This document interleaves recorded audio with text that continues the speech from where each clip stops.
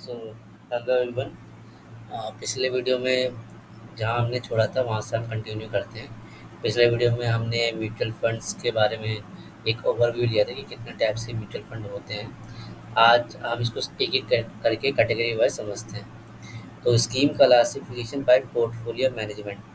Portfolio management हमने देखा था कि दो टाइप के फंड्स होते हैं, एक्टिव और पैसिवली मैनेज फंड। तो आइए इसको डिटेल में समझते हैं। Active and passive funds are two main approaches to mutual fund management, differing in how they invest your money. Active funds hands-on management. A fund manager actively buy and sell securities, stock, bonds, and based on research and their outlook on the market. Their goal is to outperform a benchmark index like the S&P 500. Higher expense ratio. Due to the manager research and trading activity, active funds typically have higher expense ratio fees compared to passive fund. Examples: let's say an actively management fund called Champion Growth Fund believe the technology sector is poised for strong run. The fund manager might invest heavily in tech stock, hoping to outperform the broader market. Active fund में हमने यही समझा कि जो है fund manager के द्वारा manage करा जाता है और इसके अंदर काफ़ी रिसर्च के बाद ही स्टॉक को चूज़ करे जाते हैं और वो स्टॉक इस बेसिस पे चूज़ करे जाते हैं कि वो आउट परफॉर्म करे, मतलब जो इंडेक्स हैं स्टॉक मार्केट के उनसे ज़्यादा ही रिटर्न दे। इसलिए जो है इसकी एक्सपेंस रेशोज़ भी जो है ज़्यादा होती है, फीस वगैरह भी ज़्यादा होती है, तो इसको एक्टिवली एक फंड मैनेजर रिव्यू कर रहा है और इस पे रिसर्च के बेसिस पे स्टॉक पे पैसा लगा रहा है, अपने पोर्टफोलियो बना रहा है। नेक्स्ट आता है passive fund. Track a benchmark. Passively manage fund like index funds and exchange traded funds ETFs aims to replicate the performance of specific market index. They hold the same security as the index in the same proportion. Lower expense ratio. Since there is less research and trading involved, passive funds generally have lower expense ratio than actively managed fund. Example, an index funds like NSE Nifty 50 index fund track the Nifty 50 index, which include the 50 largest on the National Stock Exchange of India. The fund performance will closely mirror the Nifty 50 performance. Here are some example of actively and passively managed schemes available in India. Please note these are just a few example and many other exist और भी जो scheme इनके अलावा हैं। Active fund से बात करें तो SBI blue chip fund, ICICI prudential focus blue chip equity fund. And passive fund की बात करूँ Nippon India Nifty 50 ETF, UTI Nifty 50 ETF। Choosing between active and passive depend on your investment goal and risk tolerance. Actively managed funds offer potential for higher return, but there is no guarantee they will outperform the market. Passive funds Passive funds offer a lower cost way to gain broad market exposure, but returns are tied to the underlying index. तो यहाँ समझा हमने मैं active और passive fund कौन कौन से होते हैं। पैसिव फंड जस्ट कॉपी करते हैं इंडेक्सेस को, और एक्टिव फंड्स में आपके लिए प्रॉपर एक फंड मैनेजर लगे होते हैं जो कि रिसर्च के बेसिस पे स्टॉक को चुनते हैं, पोर्टफोलियो प्रिपेयर करते हैं और आउट परफॉर्म करते हैं इंडेक्स को। बट रिस्क पे उतना ही रहता है कि वो आउट परफॉर्म करे या ना करें, उसकी कोई गारंटी नहीं होती। चलिए नेक्स्ट देखते हैं scheme classification by organisation structure. तो scheme classification by organization structure in mutual funds differ on how investor can buy and sell units within the fund. Here is a breakdown of the three main type. Open-ended fund. Flexible investment. These are the most common type. You can continuously buy and redeem units directly from the mutual fund house at the net asset value, which reflect the fund's current market value per unit. Example, Axis Blue Chip Fund is an open-ended scheme. You can invest any business there at the prevailing NAV and redeem your units whenever needed. तो open ended fund से ये होते हैं कि आप कभी भी किसी भी ड्यूरेशन में आप इसके अंदर इन्वेस्ट कर सकते हैं और कभी भी इससे एग्जिट ले सकते हैं। एक्सिस ब्लू चिप फंड इसका एक एग्जांपल है। एनएवी जो है करंट मार्केट प्राइस जो म्यूचुअल फंड का चल रहा है वो एनएवी होता है, net asset value. Net asset value के भी ऊपर मैं एक अच्छी सी एक प्रॉपर वीडियो बनाऊंगा, एक शॉर्ट रियल टाइप बनाऊंगा, क्योंकि ये भी एक इम्पॉर्टेंट टॉपिक है। तो जल्दी आपको एनएवी के ऊपर भी एक वीडियो देखने को मिलेगी। क्लोज एंडेड स्कीम्स कौन सी होती हैं? Fix investment window. This scheme have a fix investment period called the new fund offer NFO. After the NFO close, the fund is listed on stock exchanges. Investor can then buy and sell unit on the exchange like stock, not directly from the fund house. Example, ICICI Prudential Value Discovery Fund was the closed-ended scheme. Investor could only buy unit during the NFO. After the NFO closed, the fund was listed on exchange for trading. Interval funds कौन सा close ended fund में हमने देख लिया कि जो है NFO के टाइम पे आप इसके अंदर इन्वेस्ट कर देते हैं और इसकी एक फिक्स्ड मैच्योरिटी डेट होती है कि उसके बाद ही भी आप रिटर्न करा सकते हैं। एग्जांपल इसका ICICI Prudential value discovery fund जो है क्लोज एंडेड स्कीम है। नेक्स्ट आते हैं इंटरवल फंड पे। Limited purchase redemption window, this are hybrid between open and close ended scheme. They allow investor to buy and redeem unit at net asset value, but only during specific interval windows offered by the fund house throughout the year. The transition period has to be for a minimum of 2 days, and there should be at least a 15-day gap between two transition period. The unit of interval schemes are also mandatorily listed on the stock exchanges. Example of Franklin India Federal Temptation Emerging Market Fund is an interval fund.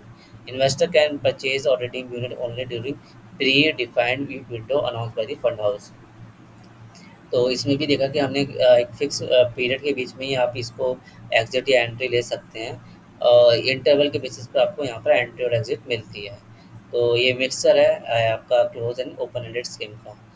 Important note क्या है यहाँ पे कि while open-ended schemes offer more flexibility, closed-ended schemes can sometimes trade at a premium or discount to their NAV on the exchange. Depending on the market demand, interval funds provide flexibility but limited compared to open-ended scheme.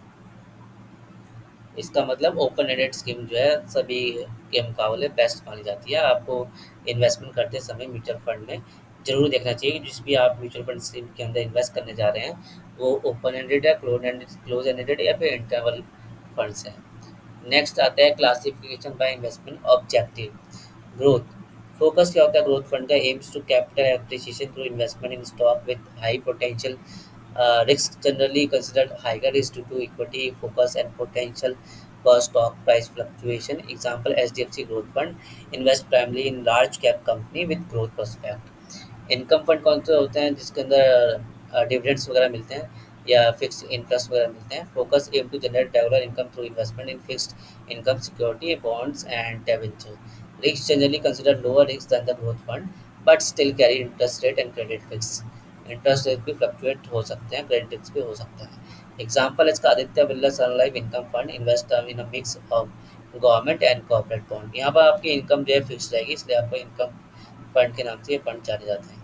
Balance funds कौन से होते हैं? Focus provide a balance between growth and income by investing a mix of stock and bond. Risk जो है इसके अंदर moderate risk profile है, depending on the specific asset allocation between stock and bond. Example SBI balance fund invest in a mix large cap stock and government bonds. मतलब mixture है ये growth और income fund का। यहाँ पर आपका पैसा जो है स्टॉक और बॉन्ड दोनों में लगाया जाता है और फंड मैनेजर के ऊपर है वो कितना आपका परसेंटेज जो है एसेट इक्विटी पे लगाता है और दूसरा बॉन्ड या डेट पे लगाता है। लिक्विड फंड्स कौन से होते हैं? Focus preserve capital and provide higher liquidity by investing in a low risk instrument like money market instrument and short term debt. Risks generally considered low risk but offer a low potential return compared to growth or income fund. Example, IDFC cash fund invest in treasury bill, certificate of deposit and commercial paper. Liquid fund मतलब जल्दी आपको जो है पैसा आपका convert हो सकता है कैश में, और बट इसके रिटर्न वगैरह जो है in comparison to growth income balance के हिसाब से कम होते हैं क्योंकि यहाँ पर लिक्विडिटी ज़्यादा है। आप तुरंत जो है अपना पैसा जो है लिक्विडिटी करवा सकते हैं, कैश में कन्वर्ट कर सकते हैं, इसलिए यहाँ पर रिस्क भी लो रहता है क्योंकि ज़्यादातर पैसा जो है आपका डेट मार्केट में लगाया जाता है। नेक्स्ट आता है tax saving ELSS। Focus offered tax benefit under Section 80C of the Income Tax Act 1961 with mandatory lock-in period of 3 years. Risks primarily invest in equity, so carry inherent market risks. Example लें तो इसका Axis Long Term Equity Funds ELS invest in diversified portfolio of stock across sector। तो ELS जो है अगर आपको tax बचाना है 1,50,000 के करीब आपका टैक्स बच जाता है अंडर सेक्शन 80C के अंडर में, तो इतना आप बचा सकते हैं। उसके ऊपर जितना भी पैसा आपका बचता है उसके ऊपर आपको टैक्स पे करना पड़ेगा। तो ये भी बेनिफिट देता है जिन लोगों को टैक्स के लिए बचाना है वो उनके लिए ELS equity link saving scheme better options होती है। Just wait a second.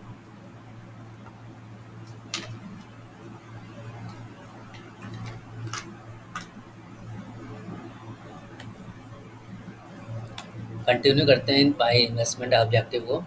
Next आता है contra and value funds fall under specific investment style within the broader equity classification. Is a breakdown of each. Contra funds कौन से होते हैं? Investment philosophy, this funds take contrarian approach, investing in a stock that currently out of favor or undervalued by the market. The fund manager believes this stock have the potential for turnaround and future price appreciation. Risks generally consider high risk. Going against market sentiment can lead to significant losses if turnaround doesn't materialize. Asset allocation जो है predominantly invest in equity stock with a focus on undervalued or out of favor companies across various sectors. Example schemes in scheme India जो है, S B I contra fund, Invesco India contra fund, Kotak India equity E Q contra fund.